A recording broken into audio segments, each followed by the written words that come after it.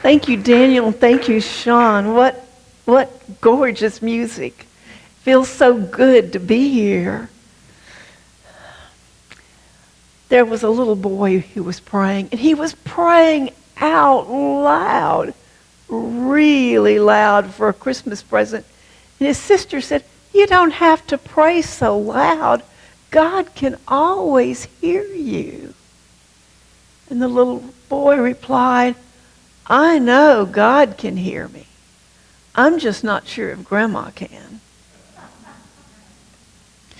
So do you know how many shopping days are left till Christmas? 26.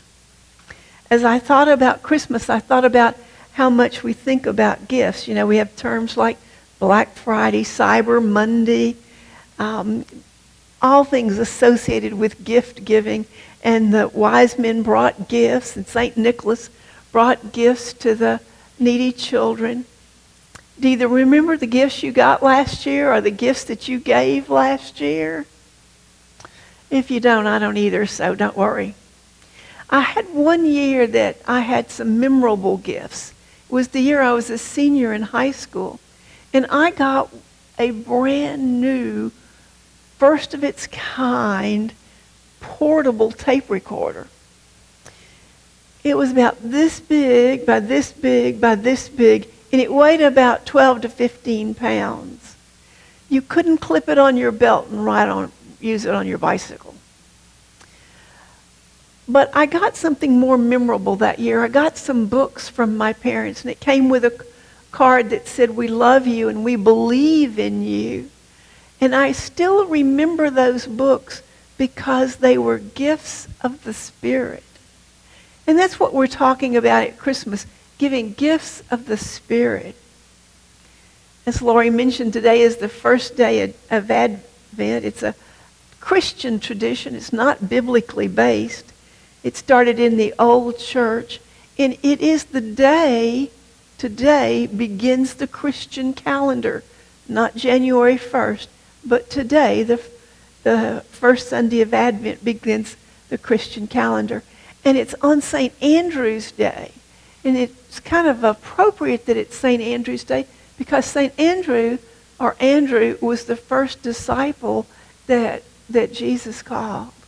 It's a wonderful tribute to him. Advent is a time for us to prepare ourselves for Christmas.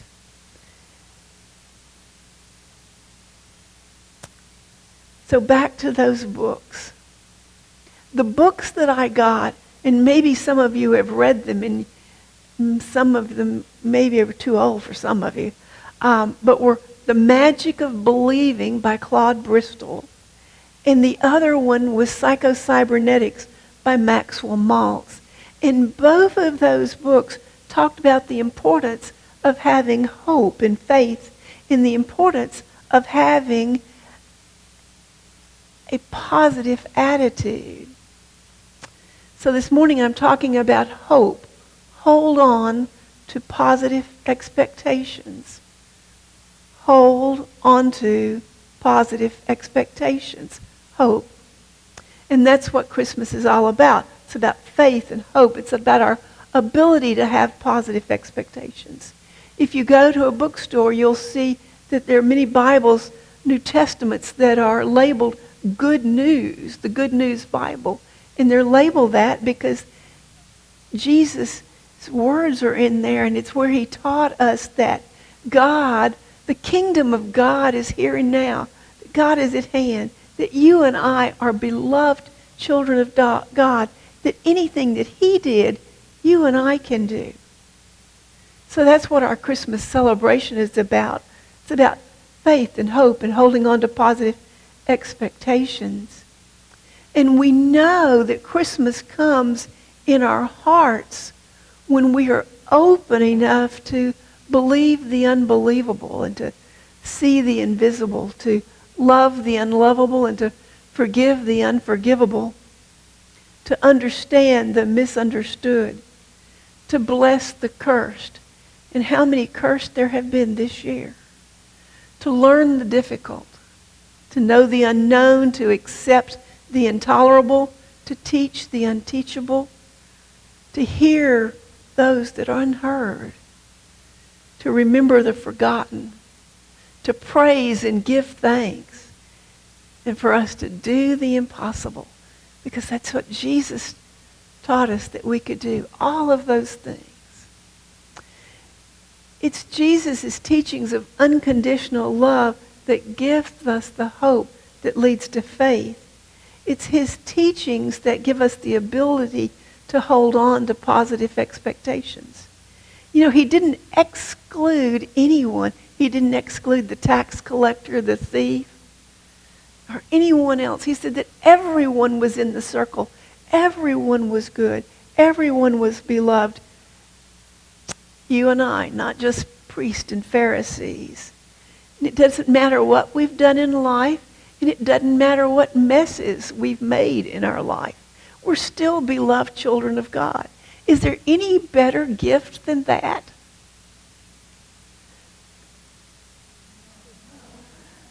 Thank you.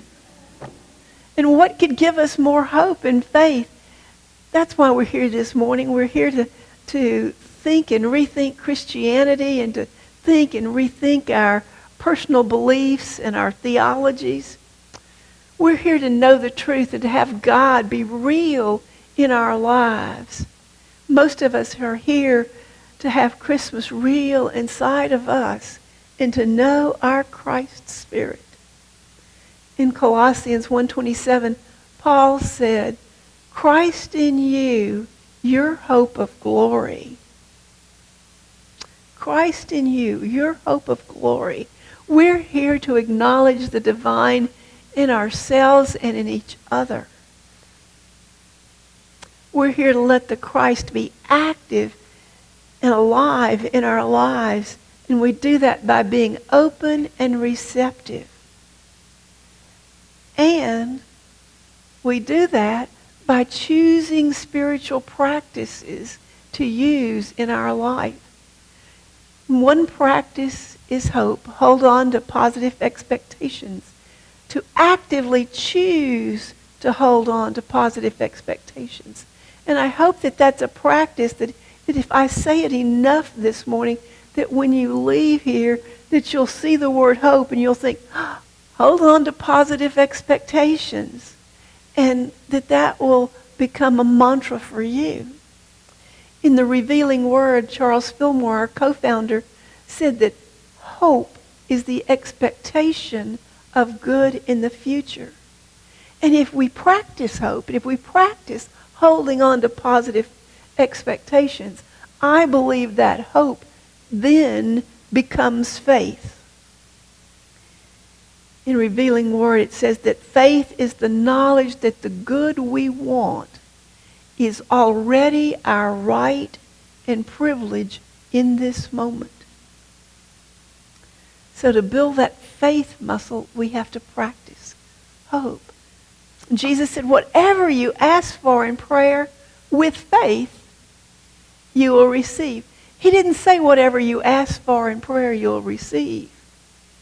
He said for us to receive, we have to have the expectation to receive. We have to have the belief that it is already ours. We have to have faith and hope. And whether you have faith and hope, it shows up in your life. It shows up in our thoughts. It shows up in our words. How many times do we say, I want a new job. I've prayed for a new job. But then we turn right around and we say, but the economy's bad. No one's hiring. There aren't any jobs available. And we're in the middle of a pandemic. Or maybe we say, I want to be prosperous. And I pray for prosperity. But in the very next breath, we think, oh, I live on a fixed income. The market's volatile. My employer isn't giving raises. The Republicans are in power. The Democrats are in power. The unemployment rates are up. Retail sales are down. We're in the middle of a pandemic. Maybe what we want is to be healed. And we pray, we say, God is healing me now, in one breath. And in the next breath, we're thinking about how hopeless the doctor says our condition is. And we're in the middle of a pandemic. It's what we look for. It's what we expect. Holding on to positive expectations is a spiritual practice. And practice means just that. We have to do it over and over and over again. We hold on to our positive expectations until those expectations become the truth of our being. And if we have trouble, we can always look at what God has done for us in the past. If God has seen us through tough times in the past, remembering that is a very good foundation to stand on, to have positive expectations in the future. Thursday was Thanksgiving, which reminds us to be thankful. And Lori gave out on Thanksgiving Eve this beautiful little booklet, a little gratitude journal. We can always turn to gratitude as a way to remind ourselves that we can have positive expectations in the future. My question is, have you ever worked with someone that was really, really negative? Now, maybe that's never happened to any of you, but it's happened to me. I worked with someone, and his name was Charlie. I took a job that I was excited about. I liked it. I was excited about the work. I thought, this is just great. And I worked with Charlie. And Charlie was very negative. And this was back in the days when we had computer processing companies, and that's the kind of company it was. It was Control Data. And Charlie had been there when IBM owned it, and he had gone through, and he was still there after Control Data owned it. And he was not happy with the change. And every day he talked about, well, this job is going to be late, and that person's going to be uncooperative, and that's going to be wrong. And it was just always negative. So pretty soon, that kind of caught on with me, and my good job became less than good. It was a little bit painful. Soon I disliked my job and the company I worked for as much as Charlie did. In his mind, everything was based in disaster. The world was a disaster. And pretty soon I felt the same way, because I had not been holding on to positive expectations. But one day, as I was leaving a client going back to the office, I passed the Unity Church. This was in Houston, so it was the Golden Pyramid, if any of you have ever lived there. And it was a sight to behold. And I hadn't lived near a Unity Church in a while, and I'd let my Daily Word and my Unity magazine subscriptions lapsed. I was a lapsed Unitic. But that day, going by that church, I thought, oh, there's what's missing in my life. And so I started going back to church and reading the Daily Word. And it didn't take me long to realize that I had to change my thoughts.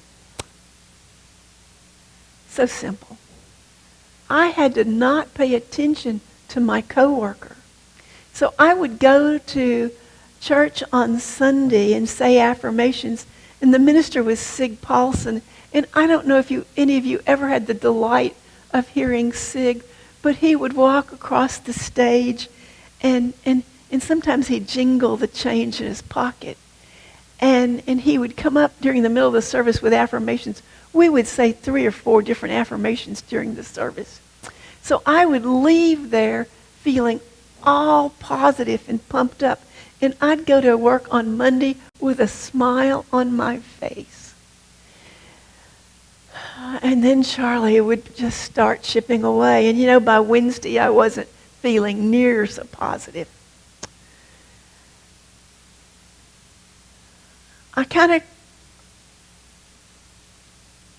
I bet it wasn't slyly. I bet I was probably beating him over the head, telling him about unity. It didn't seem to do much good. I brought him daily words and left him on the desk. And at church, they'd give us out these little affirmation cards that had an affirmation on it. And I just accidentally put one on his desk every now and then. None of us have ever done that by trying to feed unity to somebody. Finally, one day I sat down with Charlie and I said, Charlie, really, there are more good days than there are bad. He didn't believe me. And so I said, well, we're going to start keeping track.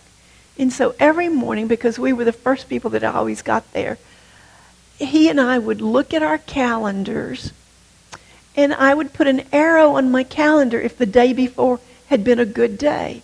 And if it had been a bad day, I'd put an arrow going down. And, there got to be more and more up arrow days. In fact, we started talking about what could we do to ensure that we would have an up arrow day.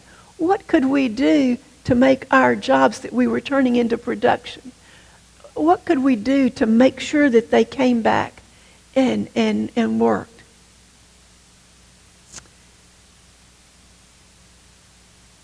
Not only did we have more up arrow days, but both Charlie and I became better performers at work. And both of us had attitude adjustments. Enough so that I got a raise. And the power of faith and hope became real to Charlie and I, and it really became real to me. This power of holding on to positive expectations became so real. It wasn't something we would just read about. It wasn't something that the Pollyannas of the world would do. We realized that our life is not determined by what happens out there and things outside of us. It's determined by the thoughts we think and the words we speak. And we realized an equation. Predominantly negative thoughts held 365 days a year will produce an unhappy, negative person. But predominantly positive thoughts held 365 days a year produces a happy, positive person. And isn't that what we all want? Holding on to positive expectations is like taking mental vitamins, spiritual vitamins.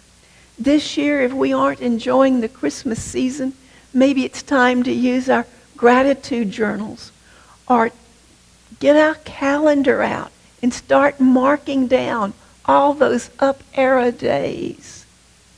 We get to exercise our choice, and we can build a life full of faith and hope.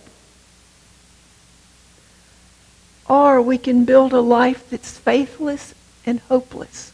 And none of us wants that. We celebrate this first Sunday of Advent because Jesus fully realized God within. And he taught us that we have God within too.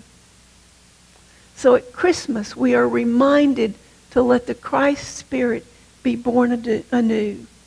We celebrate Christmas because Jesus gave each of us faith and hope. We control our destiny with hope. The everlasting truth is we can hope. Hold on to positive expectations until we have faith. And that, my friends, is really the truth. Thank you so much.